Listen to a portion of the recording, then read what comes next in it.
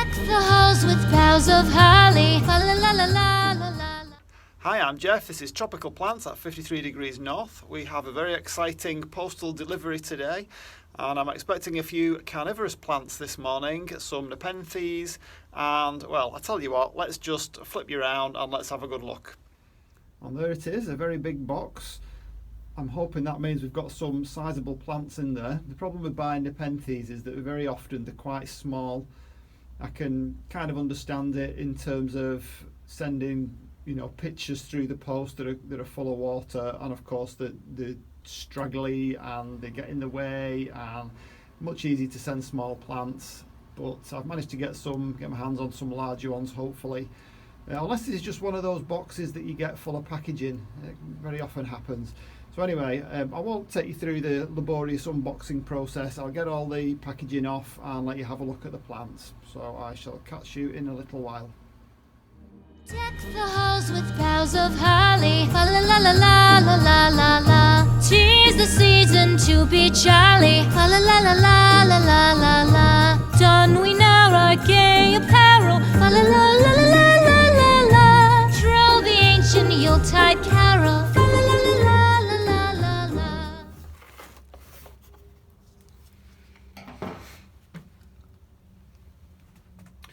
Okay, so let's see what we've got here. Lots of bubble wrap. And this is from, if you live in the UK, you'll be familiar with Hampshire carnivorous plants, or Hants carnivores. And we have some fantastically wrapped specimens here. I mean, look at that. Doesn't come much better than that. We've got 4 plants in all.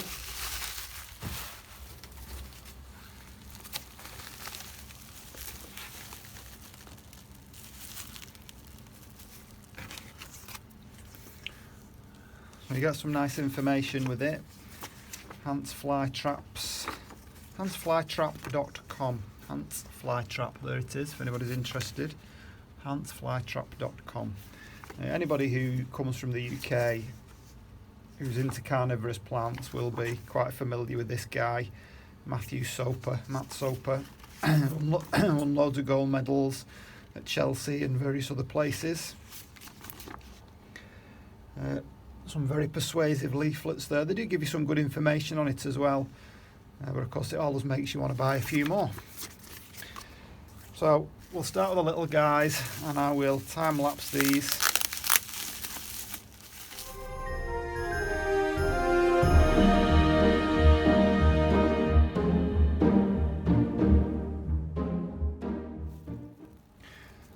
Okay, so here we have Pinguicula Tina.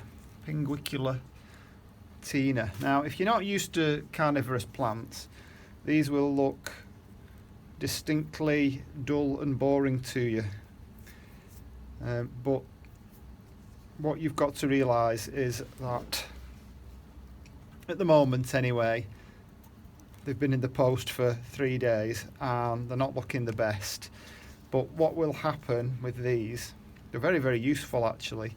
You can see in there there's some little buds ready to burst forth. These will come, you know, up here. They go quite tall, 30 centimetres ish, and on top they get this sticky, gooey substance. Again, they're not, you know, they've been in the post, they're not looking the best, but give them some time to get going. They will be really useful to help with the fungus gnats, and I'm sure anybody who has orchids will be more than too familiar with fungus gnats, which are a real pain. I find them a pain in the greenhouse. I know they don't make any, or they don't cause any damage, but I really prefer them not to be here. But I try to think of my greenhouse as a little bit of an ecosystem, but an ecosystem where I choose what lives here and what doesn't, and fungus gnats are not something I particularly want here. So rather than spraying everything and, you know, applying any kind of chemical for the fungus gnats, because they're not really that much of a hassle, they're just a bit of an irritation. Things like these Pinguiculas are really good because they attract them and they stick on them and they can't get off again. So this one's Tina, and we will keep it in a tray with a little bit of water in the bottom. It doesn't like, I believe, I mean, I've never grown them before, this is just what I've read. It doesn't like to be sat in too much of, like a deep tray of water, just a little bit of water, and let it dry out a little bit at the bottom, let the water, similar really to what I do with the cephalotus. I put water in the bottom, I'll let the water evaporate and dry for a couple of days, and then I top it up again. So, we're not like keeping it up to there in water permanently. We are giving it chance to drain away a little bit. So that's the Pinguicula Tina. We've got another one, which I shall time lapse. There we go. Deck the halls with boughs of holly, la la la la la la la la. 'Tis the season to be jolly, la la la la la la la la. And we're back. So this one is Pinguicula Cyclosecta. It's a butterwort with stunning purple flower and bluish succulent winter leaves. Summer leaves are larger with purple edges. This one I didn't mention. It says a large growing hybrid with purple flowers. They only actually had 2 available at the time. This one is a smaller one. I can just see the purple edges, so I don't know whether this is the summer foliage or not. They do have a little bit of a rest over winter. Now, whether they will completely die down or not in my 12 degrees, I don't know. So I'm looking forward to learning a little bit more about these. I can't tell you a lot about them. I don't know a great deal. So I will be interested to get growing these and learn a little bit more about them and see if it's something I want to expand into. So they're the 2 Pinguiculas. Okay, so I'll just put those to one side. Just leave them there so you can see them. And I will time lapse the next 2, and we'll start with the slightly smaller one, which is this one.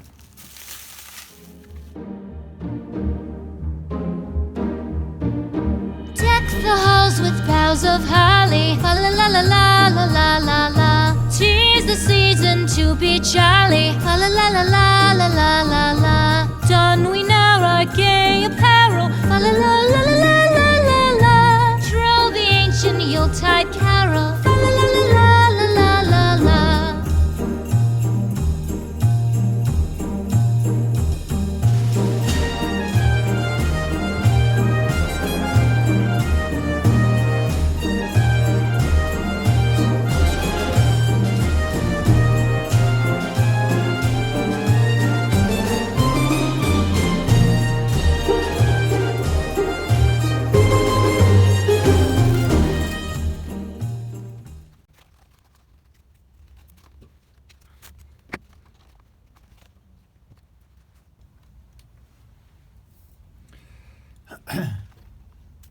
Okay, so we're back, and this is Nepenthes Gaya, or Gaya, G-A-Y-A. It's a Highland hybrid, beautiful coloration on pictures, and I think you can see that.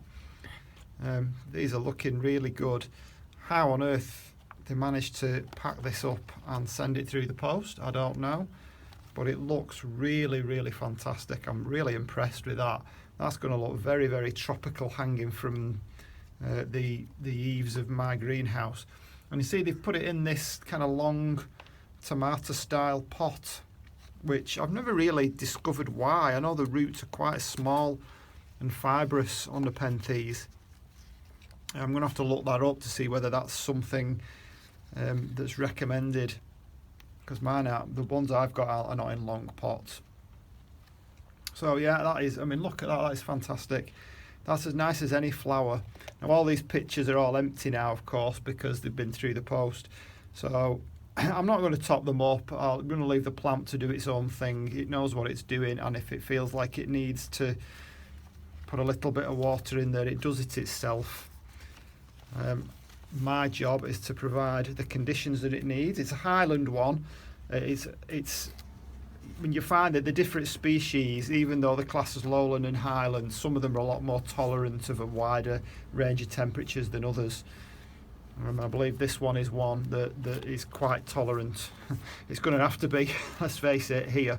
So I'm going to get that up, clean it off, and that's my first one. So really, you know, big respect to Hans Carnivores there, because that was just about the best wrapped plant I think I've ever seen. Absolutely amazing how they've wrapped it up and managed to send that through the post. You wouldn't think it possible. But yeah, I hope you like that one. Yeah, it's really nice. I'm really impressed with these pictures. I think that's the biggest picture I've ever seen on one in my hands. Obviously I've seen the ones at Kew, which are wonderful. So okay, let's get on to the next one and we'll time lapse that one too. Joy to the world, the Lord is come. Let earth receive her King. Let every heart prepare him room. And heaven and nature sing. And heaven and nature sing. And heaven and nature sing. Joy to the world, the Savior reigns. Let men their songs employ. Okay, so this one is Nepenthes Burkei. There's the label. Another highland species. I mean, obviously I'm not going to go for lowland species because, well, with the exception of Hookeriana, which I didn't know, it was a cheap one off eBay. I think it was about £9. It was only a little one, and that was, I don't know, I forgot to look it up, to be honest. I was just so excited to find a cheap Nepenthes. But this one is a highland one, and look at the peristome on that. That's this area around here. That's a really nice, broad, colourful peristome. It almost looks like it's dripping with blood. Do you not think? Really, really nice, and you can see the difference.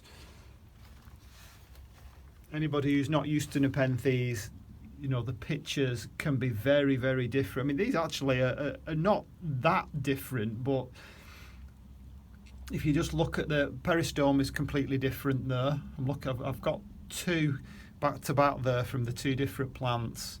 The one on the right is Berkey, much wider, broader peristome, lots of teeth on it, whereas like the I don't know the technical name for it, but the rest of the picture,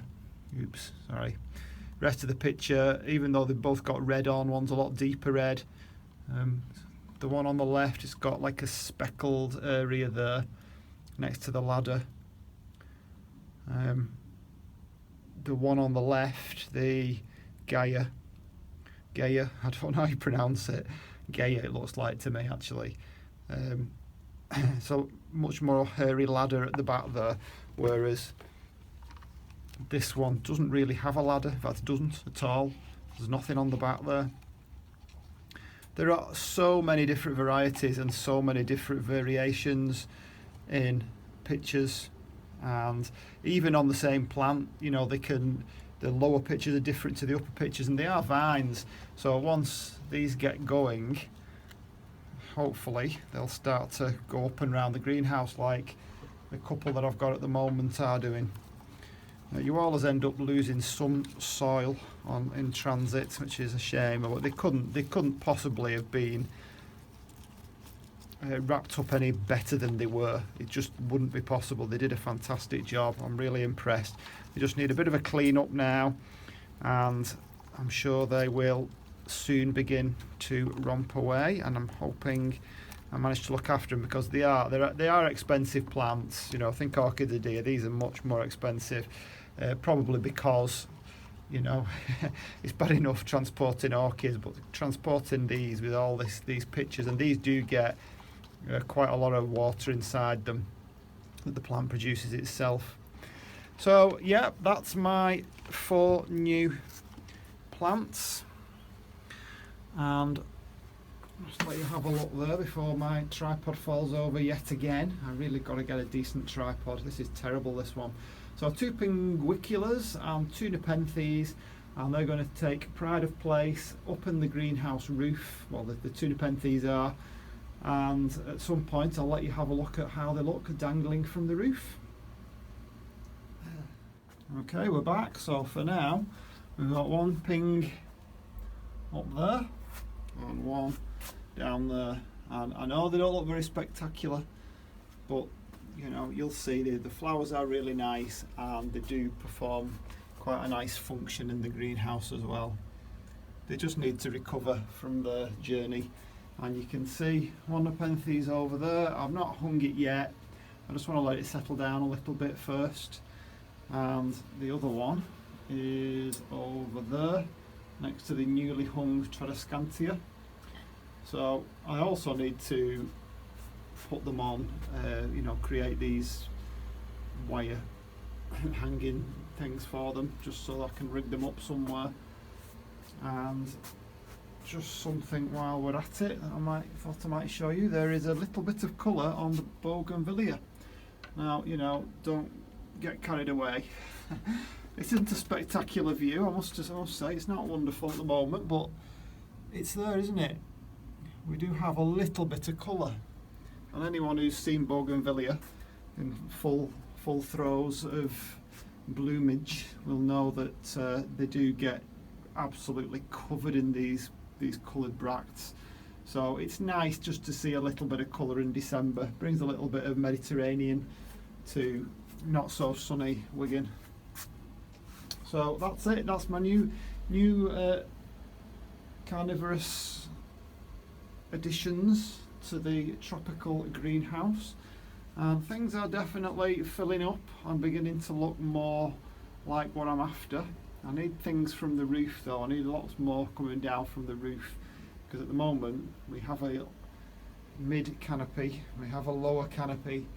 At the moment it's a little bit sparse up there, so that's what I'm working on. I do have another orchid on the way.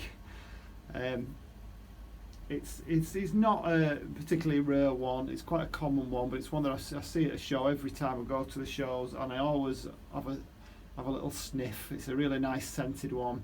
It seems to be in flower a lot, so hopefully I shall do another quick video on that in a couple of days when that arrives. So if you're interested in seeing a little bit more on carnivorous plants and how things develop in my tropical greenhouse over the coming days, months, years maybe, then hit the subscribe button if you haven't already. Click the like, because everybody likes a like, don't they? And I will see you on the next one. Bye.